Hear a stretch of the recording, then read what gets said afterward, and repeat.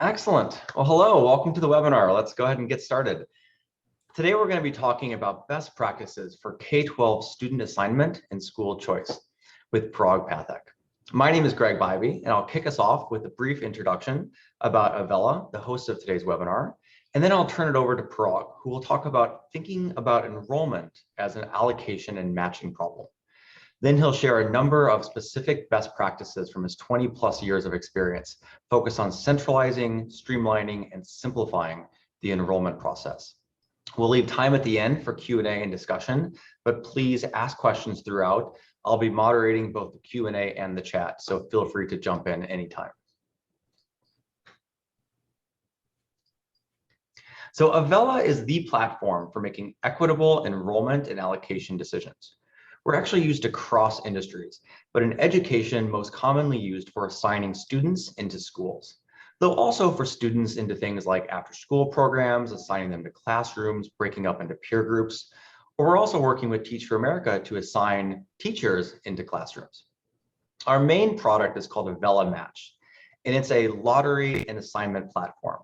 It's web-based, designed to be easy to use. You just drag in your files or connect to Salesforce or your student information system. And then every field in that database can be used to set up a match. So any column, any field, any priority, any parameter, very easy to set up the enrollment process that is tailored for your district or your CMO. It supports a wide range of assignment policies, many of which Parag has helped design. And you're able to really work on any data you have. And most importantly, and you'll hear from Parag how important this is, you're able to run scenarios, experiment, play around with different levers, and then forecast the impact on enrollment. We have really great results that make it easy to understand the impact both around equity and enrollment of your decisions. And this is just one of our 3 products. We're about to launch Avella Explore, which is a new school finder platform that will integrate into the matching tool and make it really easy for parents to find the right school or educational opportunities for their children. And we're also starting to work on Avella Apply, which is an application capture platform where parents can directly apply and connects everything together. Taken together, this makes enrollment much more efficient, saving you time and allowing you to focus more on the parents and the connection with the children. It's much more equitable. It eliminates manual placement, implicit bias, and the privilege that comes in being able to lobby for your school choice. And it's more empowering for the families that they are able to make the right decision for their families and their children. We also have a set of advisory services from strategy to matching design and implementation, and would love to help you with your district or CMO's enrollment challenges. All of this is built on Nobel Prize winning algorithms that Parag and Josh have helped advance. And in fact, that makes a good segue over to Parag. Parag is one of our co-founders here at Avella and our chief economist. He's also the class of 1922 professor of economics at MIT, where he's been studying matchmaking and market design. He also founded the MIT School Effectiveness and Inequality Initiative, the NBER Working Group on Market Design, and much more. Probably most importantly is he spent the last 20+ years advising school districts, nonprofits, even the Army on their matching and allocation problems. So with that, let me turn it over to Parag. Great. Thank you so much, Greg, for that introduction. And thanks to everyone for joining today. I'm really excited to tell you about some of the things we've learned over the last 2 decades nearly, working with districts and learning about how to make school assignment more efficient and fairer. Before we begin, I would love to kick off today by learning who you are. So we're going to launch a poll. We're going to ask you to fill out your primary role. So hopefully on the screen, you're seeing a question. If you could just take a quick moment to fill out one of the options here, that'd be great.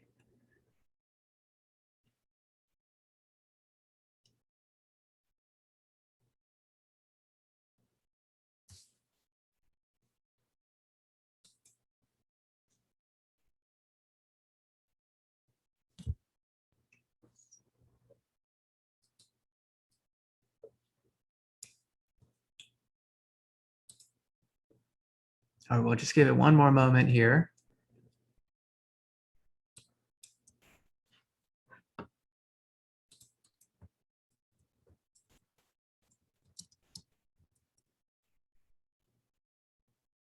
Okay, terrific. So we have a wide variety of folks here. It's great to see district folks and researchers and advocates.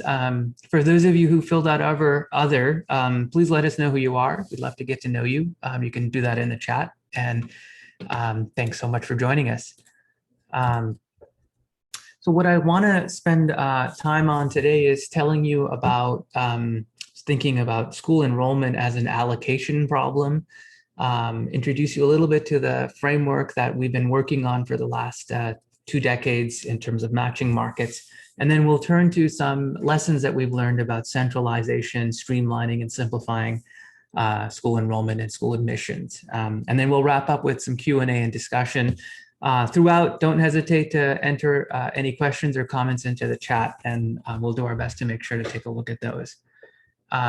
So, over the years, we've seen a lot of different trends with school assignment. And so this is a graphic showing some of the things that we'll touch upon in more detail today, starting at the very bottom from, places where it's really hard for people to exercise choice and figure out how to enroll in school.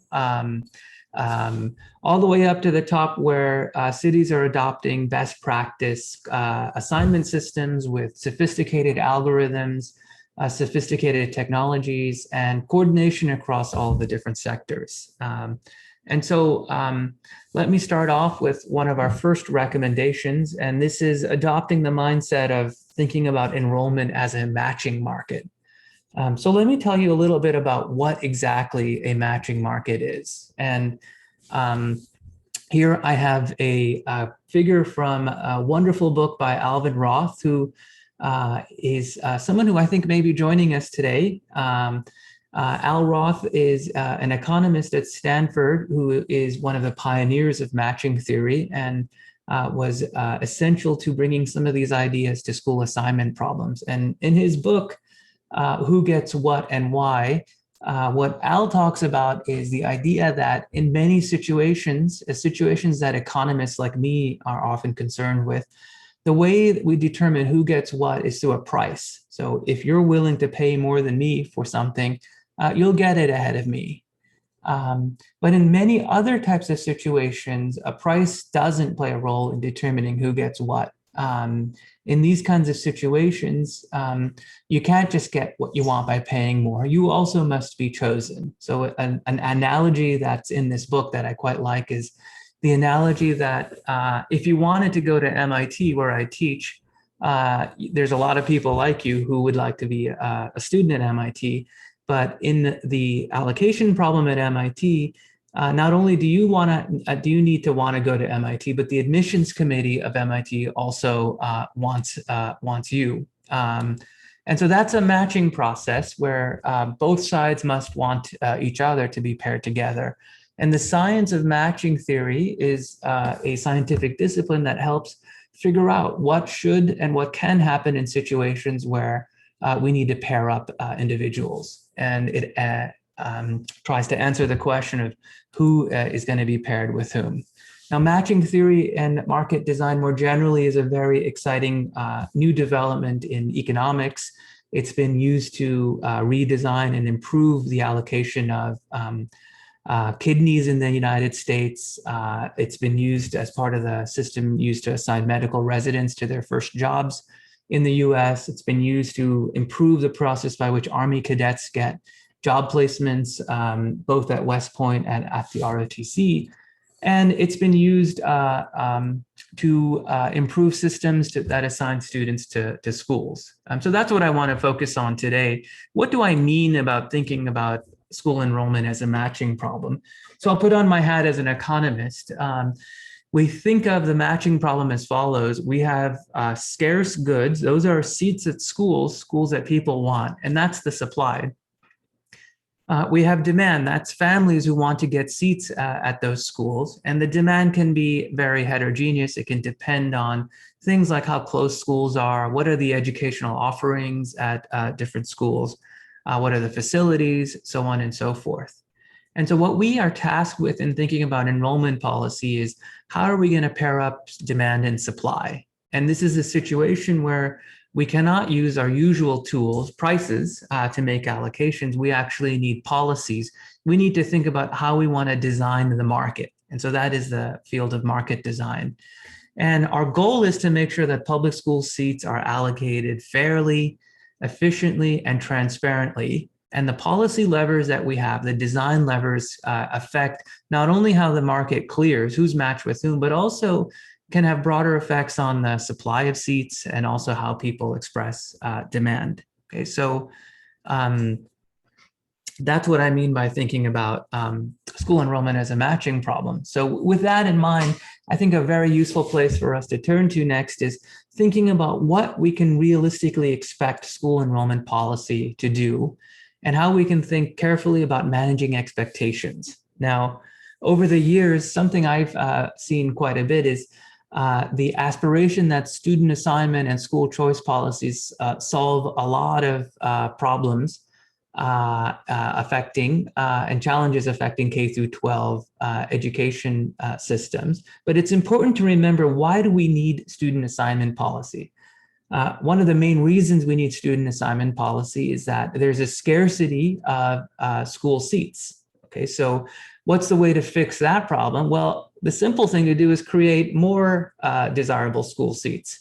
Now, of course, that's easier said than done. Creating new seats, knowing where to create them, is something that's very challenging to do, and districts often struggle with that. So when we have a scarcity of school seats, when we have challenges in creating new educational options that folks want, a school assignment policy can't do much other than determine who gets to go to some of the schools that are in demand. So when I say it's important to be realistic, to set realistic goals about the problems that assignment policies can address, there is a logistical kind of infrastructure problem of getting students into school buildings that is, I think, the core of what student assignment policy is about. And then there is a longer run policy of using school enrollment and school assignment to move forward continuous improvement of school districts. So here on the right, I have a picture from an article a couple of years ago in the New York Times titled "The Broken Promises of Choice in New York City Schools." And this article, I think, was a little bit unfair because it spent a lot of time talking about the lack of high quality options in the Bronx and certain neighborhoods of the Bronx. And that is an input into the system. It's not something that's going to be created by how seats are allocated. It's a policy decision that has to do with where facilities are and who gets to access those facilities. So when we think about what choice can accomplish, it's important to distinguish between the inputs into a choice process and exactly how choice is realized. Now, I don't mean to give excuses for not making systems better. There's certainly a lot that we can do. And let me turn to that. I think a very useful mindset is to distinguish between short run and long run goals. Okay, so realistically, in a given enrollment cycle, what is a good short run goal? What do we hear from our partners and friends on this? One goal that many districts target is to have more students participate in the choice process. So participation is a metric that folks often pay attention to. Another is to look at how students are learning about their choice options. Are students exploring many options? Are they ranking more schools over time? And a third goal that's feasible within a relatively shorter horizon is to retain more students in the district. That's a measure of happiness. If many students leave the district after the choice process, then there's probably more work to be done to try to keep those students engaged in the district. Now, another version of that goal is to look at the take-up rate. How many students enroll in the school that they're offered? How many students actually change their assignment relative to what they're offered in the spring compared to where they enroll in the fall. So when there's lots of instability, that creates a lot of uncertainty for students, and it also creates uncertainty for schools. So that's my next point. Something that we can aim for is to have schools experience roster stability, knowing who's going to be enrolling, knowing what kinds of educational programming we should offer those students, and having enough lead time to plan for the start of the school year. And then finally, A short run goal, which bridges us to the longer run goal, is to start using information generated by the choice system to inform decisions about student assignment and school enrollment. And those longer run decisions include things like optimizing transportation. Are we using bus transportation? Are we setting start times efficiently? Are we using all of the capacity in our school facilities? Could we think about alternatives where we are more efficiently utilizing school capacity? Another longer run goal, and this is the continuous improvement that we hope schools' choice systems and enrollment policy can lead to, is responding to demand. Okay, so if students are seeking a school, can we think about creating more seats at that school? Can we think about replicating that campus? And that's the feedback that will be essential for school choice to realize more loftier aims of improving school quality for everyone. And in many cases, these are much tougher decisions. The decision to create new programs, to maybe contract or even close down other programs, those are the inputs into the assignment and enrollment policy. And willingness to tackle those issues requires a willingness to take on some tough decisions. So just to review, I think it's very important to think about what can be done in the short run, and then how do we make a bridge between that and the long run goals of having higher quality schools for all. So let me pause for a second and ask you guys what areas need the most improvement in your district. So let's launch another poll and we can get some feedback from the folks who are online.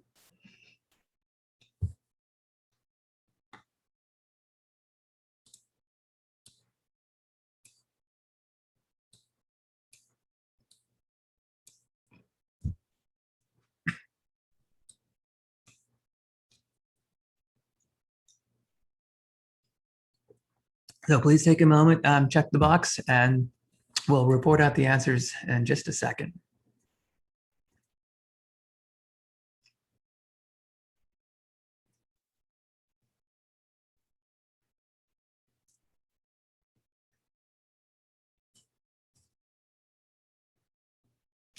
Great. So this was a little bit of a trick question, because my suspicion was most districts would check every single box, because this is something that is continually a work in progress, right? We can always help families make better decisions. We can always build trust and cooperation between schools and school sectors.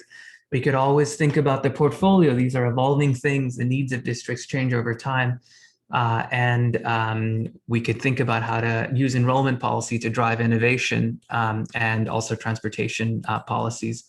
And so that takes me to my next recommendation number 3, which is to tailor design for a local context. So what do I mean by that? Well, several districts around the country have adopted new assignment policies. Several are continuing to tweak with these new policies.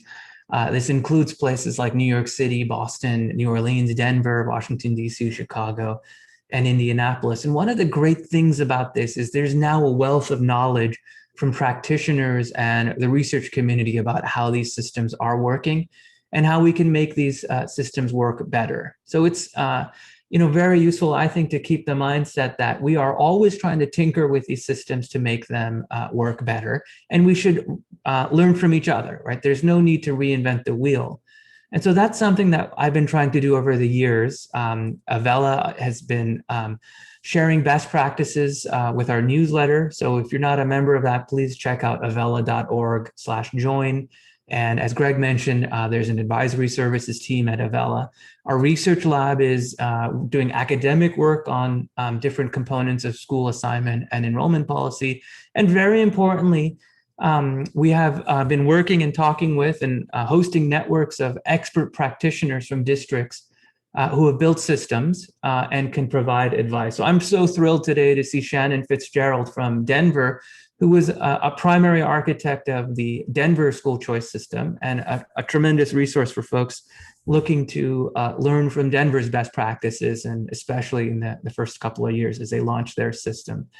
Now, the idea of sharing best practices doesn't mean that what works in one city will work in another city. So Each city's approach will need to be tailored to the community's goals and constraints. And we've seen this in particular with questions about transportation, the geographic landscape of the district, which admissions priorities are allowed and not allowed, and which sectors participate. Do we have the exam schools, the screen schools, the charter sector? Are they all under one umbrella, or are they running separate processes? By way of example, let me turn to an example from New York City. So about how local context matters and knowing about which battles to pick. So New York City operates 3 specialized exam schools. These are very distinguished schools in New York City and actually in the American educational landscape. Brooklyn Technical High School, Bronx High School of Science, and the Stuyvesant High School. And in the early 2000s, in 2003 and 2004, they created several new exam schools.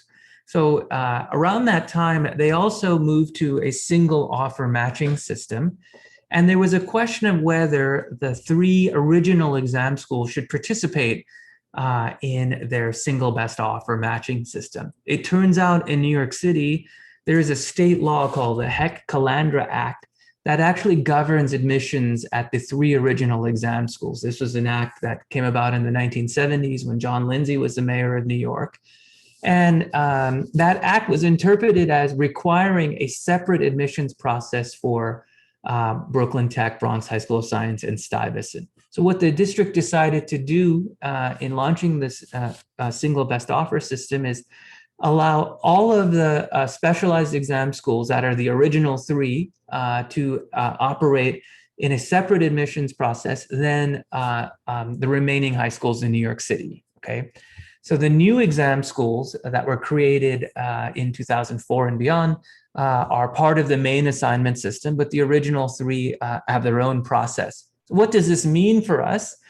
Well, New York City is a single best offer system, but for many years, because you had these 2 parallel processes, a small number of applicants actually obtained more than one offer of schools. A student could obtain an offer from, say, Stuyvesant High School and also from the Townsend Harris High School, which is a mainstream high school in the main round of the assignment system. So it's advertised as a single best offer system, but there's a small fraction of students who get actually more than one offer. And this is an area where local context really matters. So the current interpretation of the Heck-Calandra Act is we cannot fold these 3 original exam schools into the single best offer system. So we have to tolerate having a small number of kids get more than one offer, okay? And so that's an issue the district, I think, hasn't wanted to take on. And, changing this is a very complicated thing. So it's important for us to be realistic about what can be changed and what battles are worth fighting. Another place where we've seen local context mattering is with waitlist policies. So in many districts, there is a question of who manages the waitlist. What happens after students get offers of admissions at their schools? Do the schools get to admit students directly, or is this managed centrally by a central office? And here there's lots of variation on waitlist policies. In Boston, at Boston's public schools, traditional public schools, waitlists are managed centrally. So the central office can determine who gets in and who doesn't after initial offers are made. In other districts, waitlists are managed by schools. So for instance, in Denver, in the initial years, Denver has allowed schools to enroll students directly at campus following the first round of offers, okay? And part of the rationale for that was some of the schools wanted autonomy to admit students over the summer, and it was a compromise to get more schools to participate in Denver's choice process. New York City is an interesting city where we've actually switched policies. So for many years in the high school match, waitlists did not exist. They actually had a second round to place students. And in 2019, here on the right, the district made a policy change to allow schools themselves to operate waitlists after the match. And there's many arguments made for and against schools having this kind of autonomy.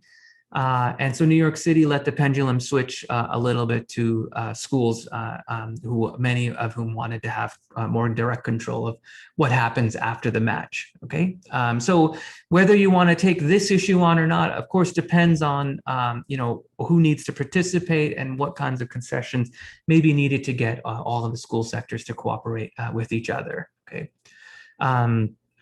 great. And I see a comment here. Actually, Tom Talk is here. Great to see you, Tom. So Tom says, in DC, wait lists are managed by the nonprofit organization that manages the citywide enrollment system, making wait lists a much fairer proposition to families. Indeed, right. Great. So let me turn on to some more specific recommendations about centralization, streamlining, and simplification. And Tom's comment is a perfect comment, and that's a segue to thinking about who governs school admissions. What do I mean by governance? Well, if you're thinking about setting admissions policy, it's very hard to implement an admissions policy without a central governing authority. So if schools have lots of autonomy to determine their admissions system and how they manage waitlists, that can create confusion for participants and in some cases, the potential for corruption. So a central governing authority restricts opportunities for families to enroll in a school outside of the process. It kind of levels the playing field if everyone is playing according to the same rules. Now, how do we do this in cities where we have different authorizers for the different schools? So in Washington, D.C., they have a separate nonprofit, My Schools DC, that oversees admissions policies for the district. That's a policy that supports centralization and monitoring of school admissions policies. Now, in places where we've seen schools have the freedom to set their own admissions policies without oversight, there's a trend that we see that happens in some districts, certainly not everywhere, but over time, often obstacles can emerge that make it more and more difficult for students to apply to school. So what's an example of that? Well, one example could be a school that says, come to our open house. And if you come to our open house, you'll get priority over students who do not come to the open house. And the intention of a policy like that is quite clear. The policy wants to admit families who are really keen on entering the school, right? But an implication of an open house priority is that families may not be in the know about the open house. They may not be able to access the open house. It may be scheduled in a way that's not accessible to families who have caregivers who have jobs that schedules don't align with this. So these are things that are constantly evolving, soft screening through things like interviews. And if you think about the basic logic of this, there is this, I think, a force that actually explains why we see this happening over time, which is in many school districts, schools are evaluated or held accountable based on the performance of their students. Okay, so I am considered to be a good school if my students are doing well on tests. So if I'm in charge of a school and I want to increase the test score of my students, one way I could do that is by creating hurdles to apply to my school. And when I create those hurdles, who's going to jump through those hurdles? The students from advantaged backgrounds that may be more prone to do well on tests. So part of this is kind of baked into the system. This is why there is this incentive. Now, I don't mean to say this happens everywhere, but it's just something to pay attention to. And in some cases, these obstacles, as I'm calling them, make sense. So if you have a school that has special music programming, of course, you'd want to make sure you have enough saxophone players and trumpet players. So my point here is just a simple one, that if you're going to allow something like this to take place, it needs to be monitored carefully, okay, so that things do not become quite extreme. Okay, now let me tell you about an example on local context and also setting policies that comes from Chicago. So Chicago has a unified enrollment system called Go CPS, and they use it for admissions to their selective testing schools, their selective enrollment high schools. There's about 10 of them. You can apply for a seat in ninth grade. You take an admissions test in the usual non-COVID years when we used to see admissions tests administered. And every year at these schools, they have a policy that allows principals to decide a small number of admissions with full discretion. Okay, the policy is called principal discretion. It takes place in March and it follows the first round of regular selection. Okay, and this is something that's been present in Chicago for a very, very long time. And it's a policy that's quite controversial. So you can imagine principals may want some discretion because there are some applicants who would round out, say, the basketball team, a point guard that we don't have, but who wouldn't have gotten in through the regular means. So I understand their incentive. On the other hand, a lot of families complain about principal discretion because it seems like it's a black box and it's an unfair system. And so Chicago has this compromise. The set of seats that are up for principal's discretion is pretty small. And ideally, it would be even smaller to make sure families trust the system even more.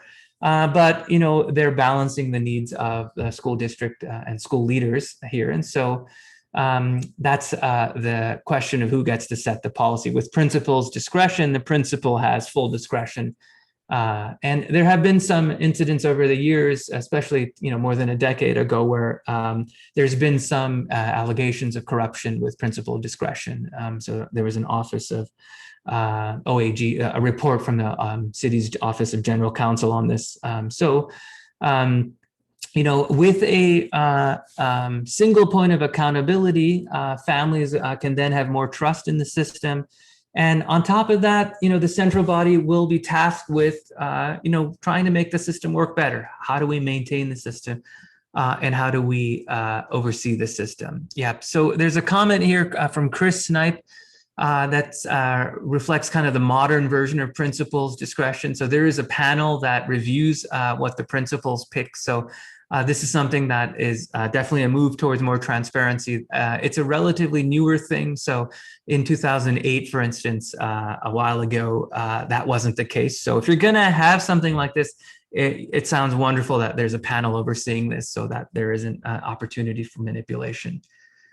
Let me turn to another recommendation. Number 5 here, have an accessible common application with a single deadline. Okay.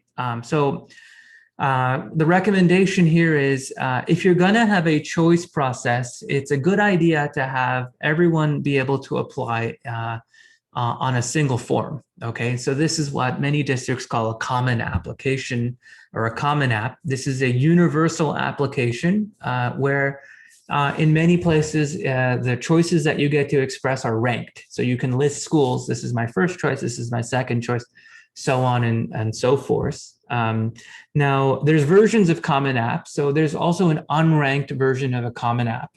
That's an alternative to the ranked version. And it has also the virtue of making it easier for children to apply because it's a single form. One of the things that a common application system that's unranked must deal with is what do we do if a child gets an offer from more than one school? Okay, so with a ranked system, we would have the computer tell us, we're going to give you your most preferred school. But with an unranked system, we have to manage and clear the market, back to my analogy of school enrollment as a matching market, for situations where students have more than one offer. On top of that, one issue with the common application system, something that we often hear from our school partners is, how do I manage yields? So if I have a school that, say, has 100 seats, should I make 150 offers? Should I make 200 offers?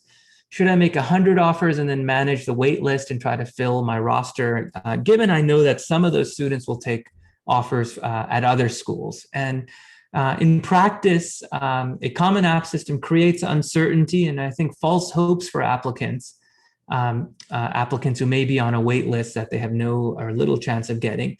And it burdens schools to forecast yields and oversee the wait lists and manage the aftermarket. So one way to think about a ranked system is that's automated. The computer is going to do a large part of that for you rather than having to do it at the school level. Great. Now, another way of centralizing and using a common application is to ensure that we have a single deadline. So common application is automatically a single deadline. But in some cities, we have different school sectors running different choice processes, and they often are on different schedules. So sometimes this can even be strategically done to get families to make commitments to schools earlier and compete with other sectors. This is not unfamiliar to me. I work at MIT. There's been a long-standing debate about using these kinds of commitments to try to target students through early admissions or early actions policies.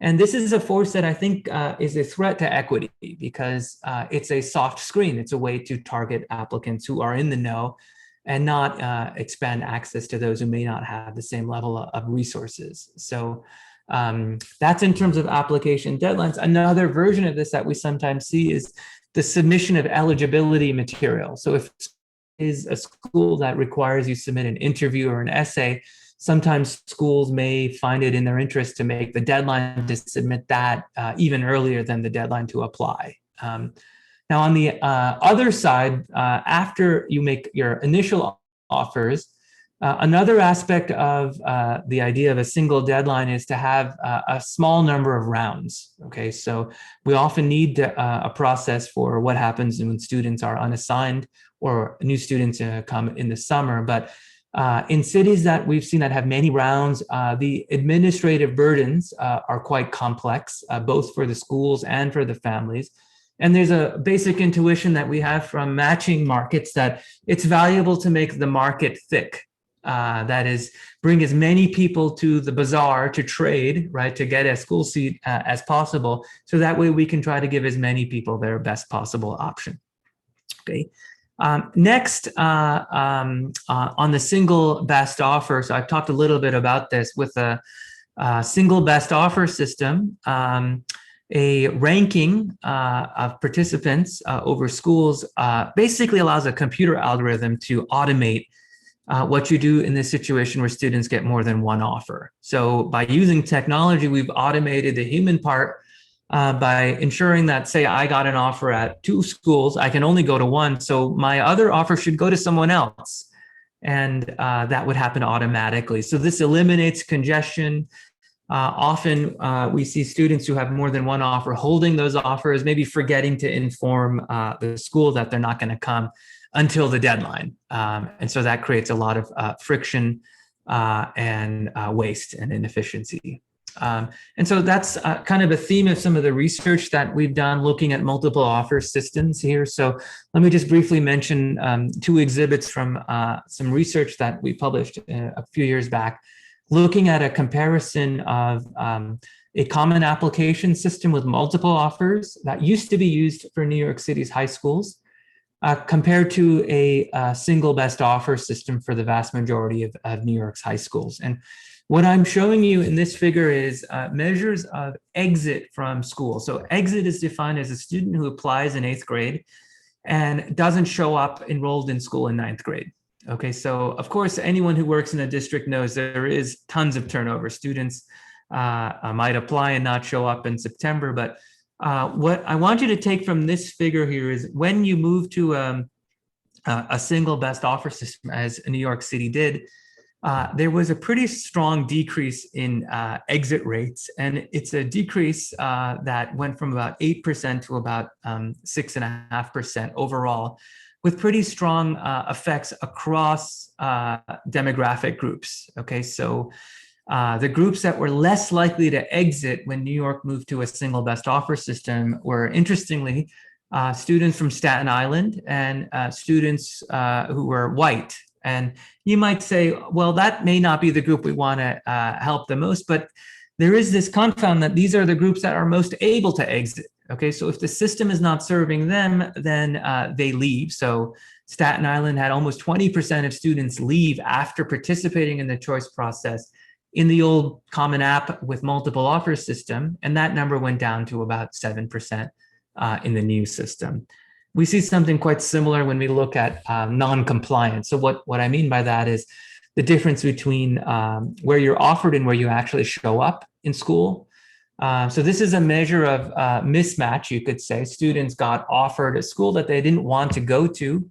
And here again in New York, when we transition from a Common App with multiple offers to a single best offer system, what's here in red, across all demographic groups, there is a sharp reduction in non-compliance. Many more students are likely to actually enroll in the school that they're offered, and that's good for the students because they know where they're going. They're not trying to figure out how to get into another school, and it's also good for the schools because they know who's going to show up. They have a little bit more certainty on that. Another way to simplify and coordinate admissions is by having sectors cooperate with each other. So a recommendation or a best practice is to try to get as many different school sectors to participate.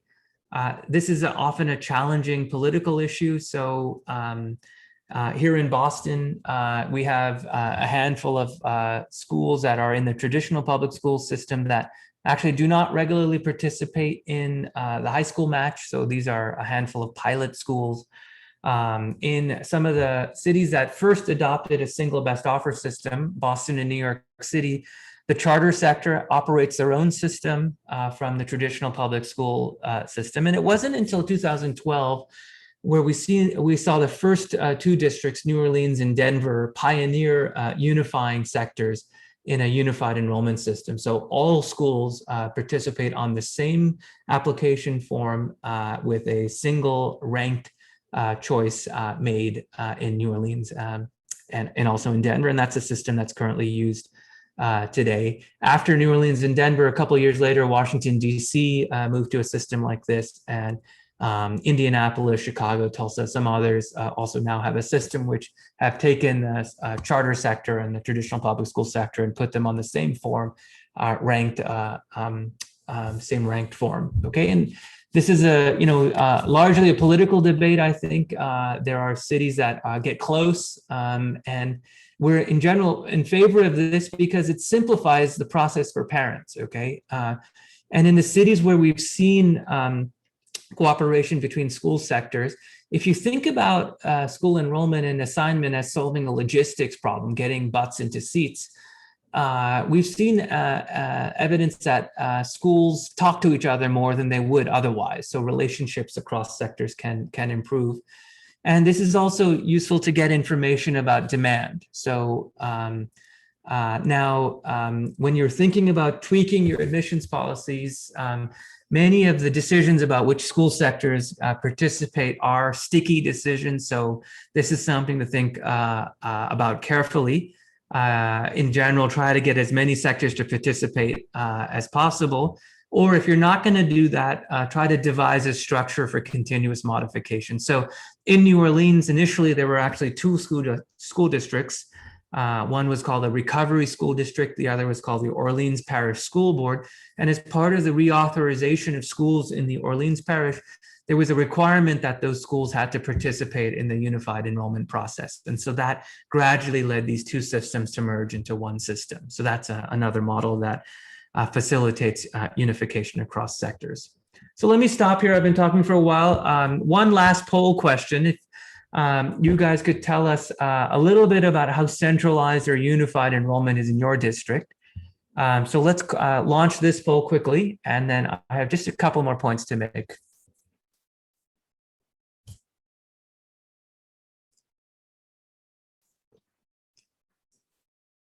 So hopefully on your screen, you're getting a prompt about how centralized or unified is enrollment in your district.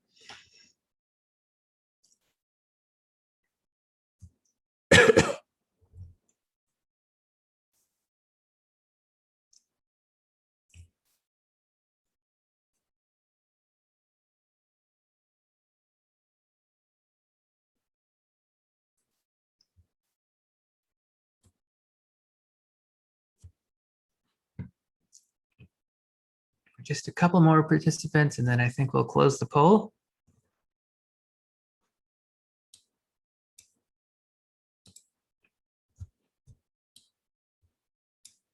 Great. Hopefully you see the poll results. So there's district schools are fully centralized as the leading candidate, but there's still a lot of heterogeneity, right? And I think that shows that the local context matters. And you often have to work under constraints that you're not able to directly control if you're especially working from the vantage point of an enrollment director. So let me turn to our next recommendation, which is to simplify messaging and invest in communication. So this is maybe obvious to everyone here, but sometimes the reality on the ground is different than what we intend. There are huge returns to simplifying messaging as much as possible. So this is a really complicated process for families. It's a process that families care a lot about. And it's really important to invest in improving communication and setting clear timelines. So here on the right, I have a graphic from the Boston Globe that was from several years ago, talking about just how complicated the student assignment plan was. And I think for many people, the fact that the plan was so complicated actually eroded some of the trust in the process. So having a simplified process, I know the temptation to think about innovative, admissions policies is pretty strong, but you have to realize that a big constraint is being able to explain this. Okay, and it's not just the folks who set this policy, but it's folks in family resource centers and folks at the playground. Parents who've gone through the process before need to feel like the process was fair and they understood what was going on. And so some of the ways to do that are to use an accessible and equitable application. So this is something where I think there are some really exciting new trends. So on the right here, I have the directory of high schools in New York City from 2003-04, and then the directory in 2019. So these are very meaty books, more than 600 pages. And you'd think that we would get better at communicating about schools over time in 15 years or so in New York. And certainly New York has invested very much in this. They have a nice website, but I think there's much more to do here. We've seen research evidence that parents react a lot to cues on application forms, how information is presented, if it's presented in a simplified way. And we should invest in improving the user experience. And so this is done in other sectors of the economy. There's pilot testing. People are always trying to learn how users actually interact with these kinds of systems. And it's something that I think we could do much more of with school assignment and school enrollment policies. So, a large share of applicants are now looking at school finders and application forms on their smartphones rather than on desktop or laptop computers.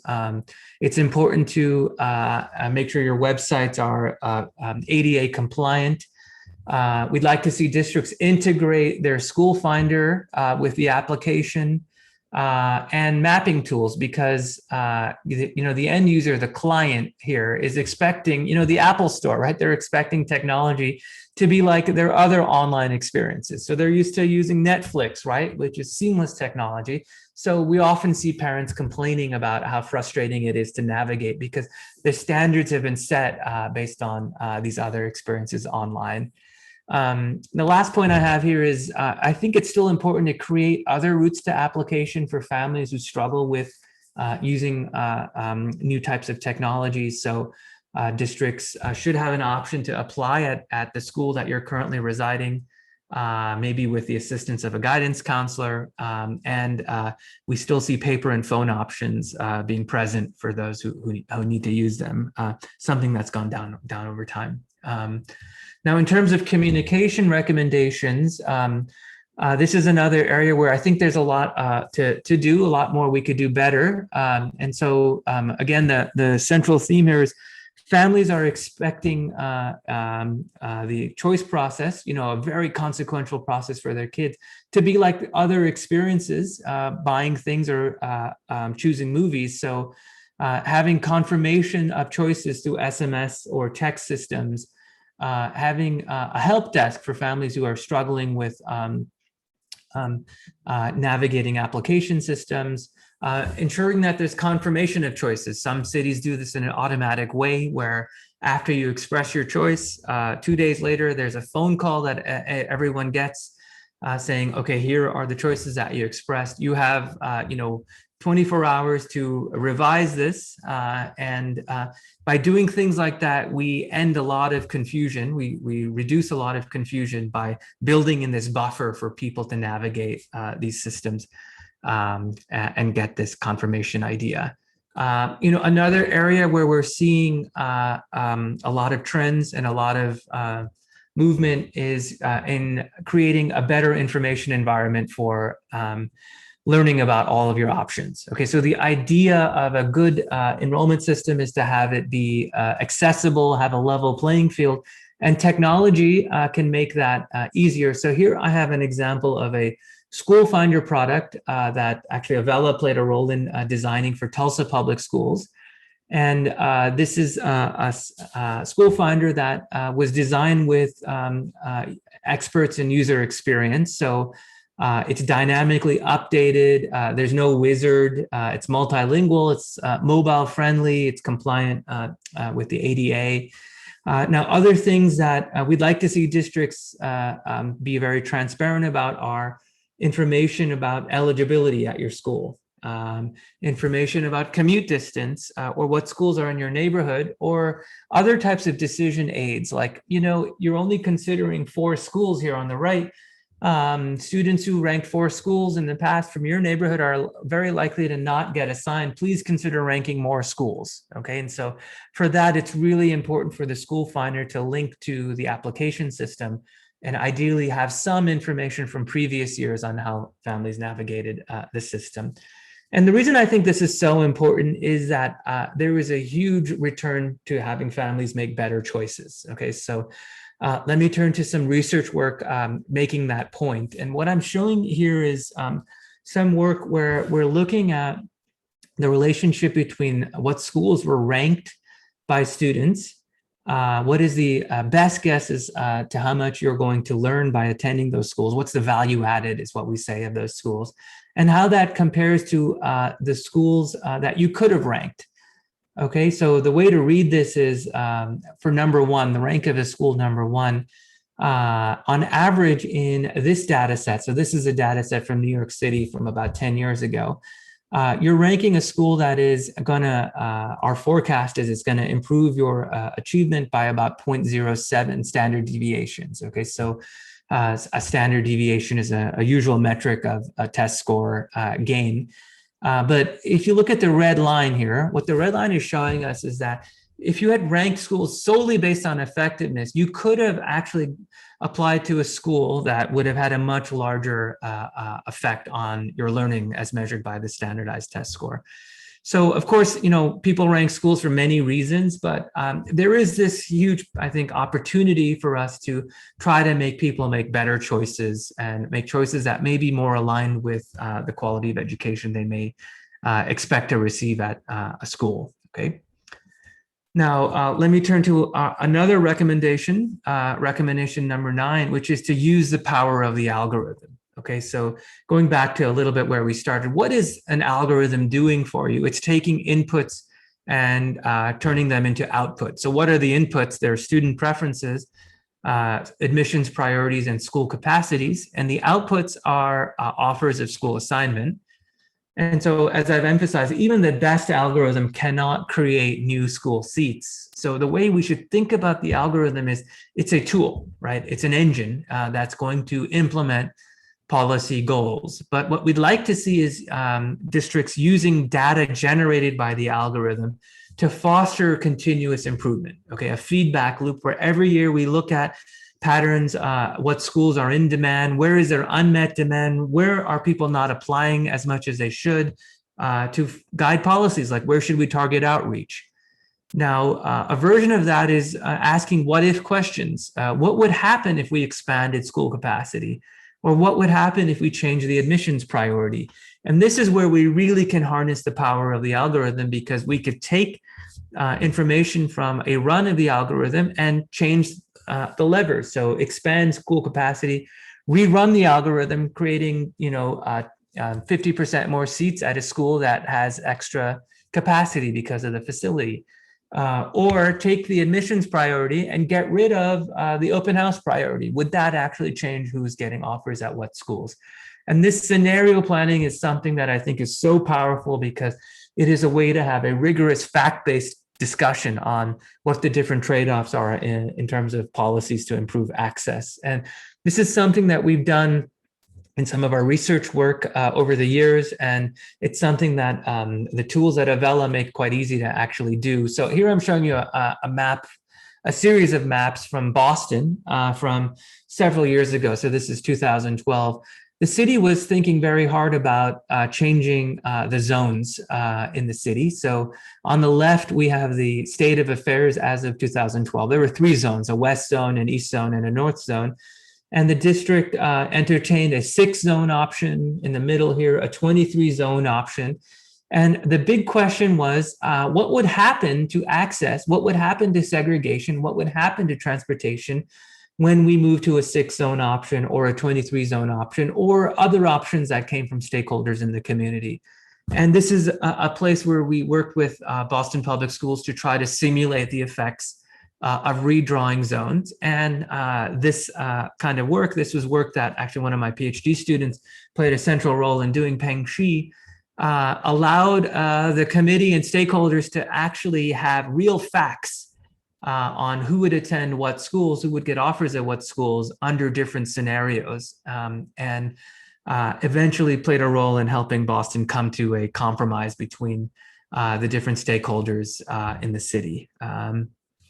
Now, another very important feature of the algorithm is that in many cities that have a ranked choice system, they use what's called a deferred acceptance algorithm.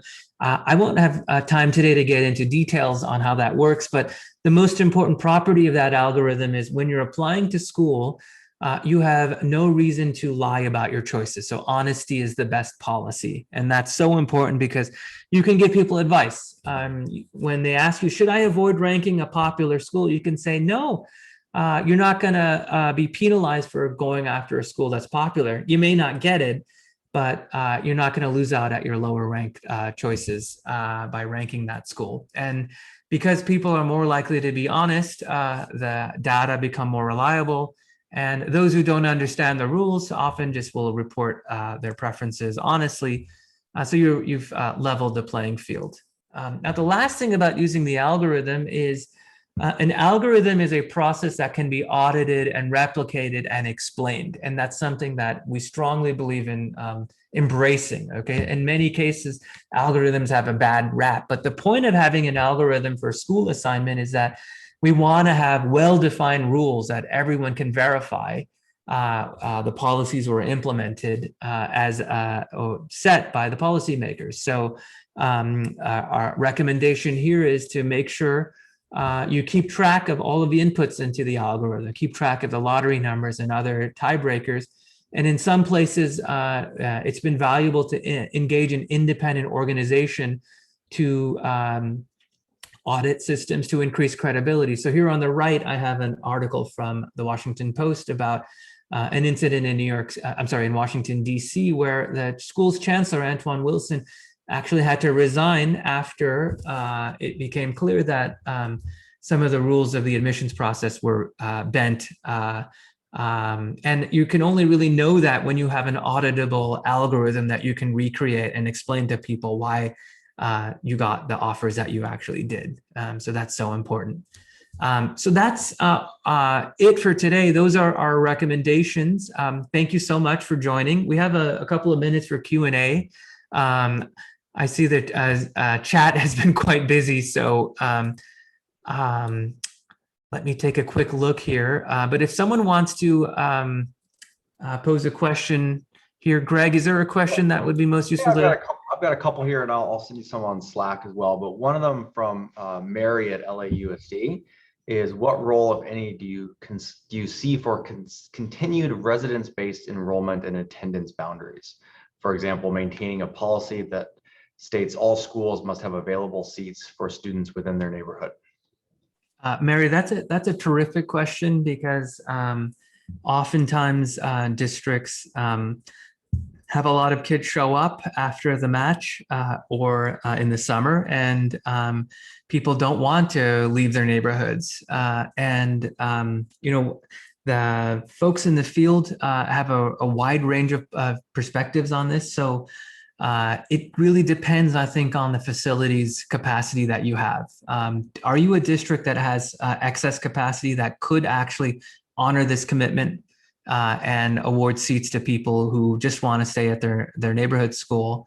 If so, then those policies can make sense. In other places, we've seen districts say, well, we don't like that idea because it means the family and applicant is not really vested in the process. They can just be completely passive and say, I'm not going to figure out what's the best choice for me. I'm just going to go to my neighborhood school.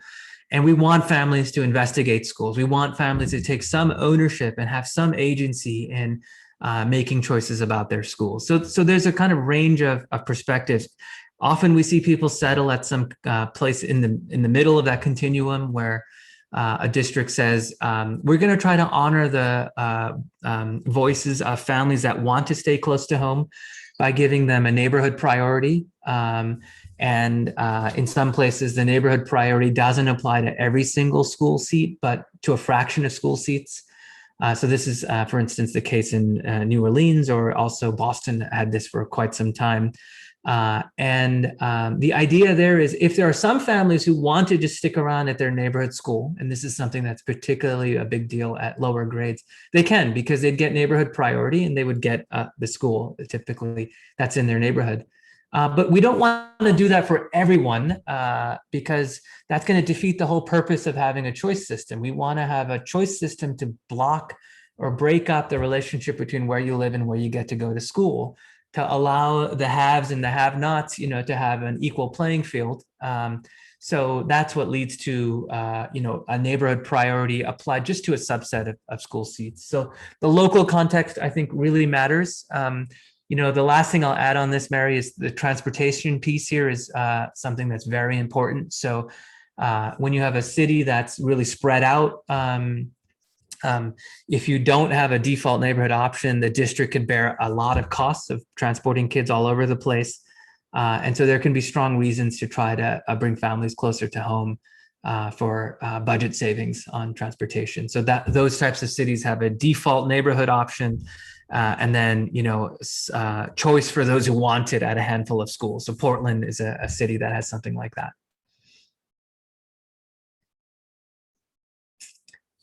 Great. Greg, is there one other question or are we at time?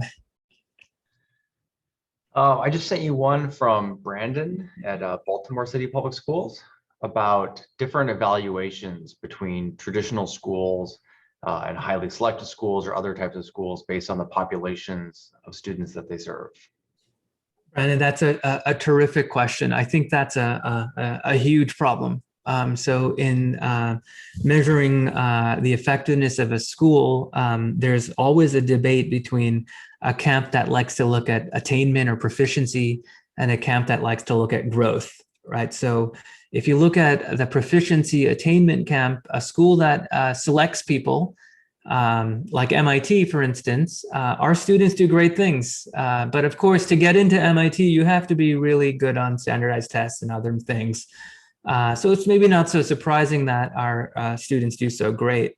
What you'd like to do is actually have more weight placed on growth. Are we taking students who are really exceptional and making them even more exceptional? And what enrollment policy has to do with this, I think, is really important because we tend to see in cities that have coordinated, have centralized, and have simplified admissions, the differences in characteristics between the types of students who attend different sectors becomes more homogeneous. And by that, I mean, in a city where, say, applying to a charter school requires a separate process than applying to a traditional public school, the types of families who access charter schools tend to be more advantaged. And of course, that's very intuitive. They had to go through the hurdles to figure out how to apply. It wasn't on the same form, right? So they had more resources to do that. If I look at that comparison in cities that have a single common application, it's much more representative. And so actually we have some work studying Denver public schools where the makeup of, say, the charter sector and the traditional sector is quite similar now that they have a single ranked choice system. So I think it's really important to think about how leveling the playing field with a more fair application process can help us combat this idea of application barriers, which then go on to influence whether we say a school is good or bad. So it's a wonderful question. And there's another meaty question from Mary that I think you touched on a little bit when talking about some of the choice and making information clear. But she asks about the impact of choice on socioeconomic status and access to information, specifically the fact that privileged families might have more access to information, time, transportation options, and therefore sort of what impact does choice have on segregation and diversity? Yeah, Mary, that's a really deep question, actually, because if you look at a given choice system and you say, who is it able to navigate that better? It's definitely pretty overwhelming that more advantaged families, as measured by income status or prior test scores, they're more willing to travel to get to a higher quality school compared to more disadvantaged families. So why is that? Is that because that's their taste? They may put a higher weight on academics rather than proximity, or is it because those are the families that live closer to schools that may be more effective? And that's a bit of a debate, I would say, in the academic literature. I think the reason why your question is such a hard question is we always have to say compared to what. So if you have a choice system and there's inequity in the choice system, what's our alternative? One alternative is going completely to residence-based assignment. And we tend to see that, at least relative to residence-based assignment, choice systems do some integration role. Okay, it's not perfect by any means because of these differences across how people navigate the choice system. But if I were to judge the extent of segregation in a district based on residential segregation, residences, neighborhoods are more segregated in schools that have choice systems. So then it raises the question, okay, well, could we do better within a choice system? And absolutely, I think that's where we should pivot to, rather than giving up entirely on the idea of choice and saying, we'll accept neighborhood segregation as a fact of life, and that's what's going to generate school segregation. We're going to instead take a choice system and look at why is it that families are not navigating that system as well as they could. We can directly target that through some of the things I talked about today, through school finders that are more widely accessible, to outreach campaigns that target certain neighborhoods. And we could even take a more radical approach, Mary, which would be to directly bake this into the assignment process. So this is what we've seen now some districts do. So Chicago, for instance, at those selective schools that I mentioned earlier, they're very concerned about having geographic representation from all parts of Chicago. This is a debate happening literally today in Boston. Last night, they're debating what to do with the exam schools. And so one system is to put that into the admissions policy. We're going to admit a certain number of kids from this neighborhood and another neighborhood and make sure it's equitable. And then we're going to make sure that there are enough applicants from those neighborhoods. So there are these ways to manage that. But the high level answer to, I think, your question, Mary, is we have to ask compared to what? Could we have done a better job with residence-based assignment? And that I'm quite skeptical of, because neighborhoods are so segregated in most American cities.